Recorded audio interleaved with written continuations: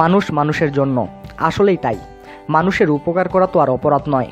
একটা সময় ছিল যখন মানুষ অন্যের উপকার করার জন্য বসে থাকতো, আর এখন উপকার করা মানে আপনি যার উপকার করলেন সে তো আপনার প্রতি কৃতজ্ঞ থাকা দূরে থাক, সুযোগ পেলে আপনার ক্ষতির কথা চিন্তা করবে।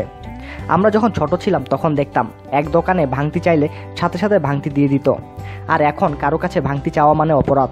সমাজ থেকে উপকার শব্দটি উঠে গেছে। এক লোক ছিনতাইকারীর কবলে পড়ে মোবাইল হারালেন, খোয়া গেল টাকাও। সেই লোকটি একজনের কাছে মোবাইল চেয়ে বলল, ভাই 1 মিনিট ফোন করা যাবে?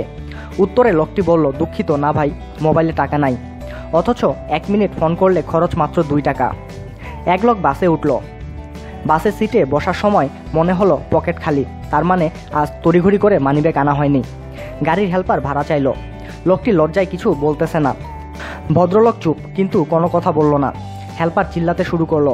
পাশের সিটে বসা লোকটি বলল, উনার কাছে মনে হয় ভাড়া নেই। পরে ভদ্রলোকটি বলল, ভাই আপনার কাছে কি 10 টাকা হবে? পাশের লোকটি বলল, না ভাই। লোকটি বলল, ভাই থাকলে 10 টাকা দেন, আমি বাসায় গিয়ে বিকাশ করে দিব। তাতেও লোকটি রাজি হলো না। পরে হেল্পার বিনয়ের সাথে বলল, থাক, আপনার ভাড়া লাগবে না। সমাজের গুণী মানুষগুলো কেমন জানি হয়ে গেছে। এক সময় কেউ বিপদে পড়লে এগিয়ে আসতো, আর বিপদে পড়া মানে আপনার অপরাধ। আর কর্মক্ষেত্রে মানুষগুলো বন্ধুসুলভ না, সবাই সবাইকে নিয়ে ব্যস্ত। আমাদের চারপাশে প্রতিনিয়ত ঘটনাগুলো ঘটে যাচ্ছে, আর মানুষগুলো একটু বন্ধুসুলভ হলেই কাজগুলো খুব সহজ হয়ে যেত।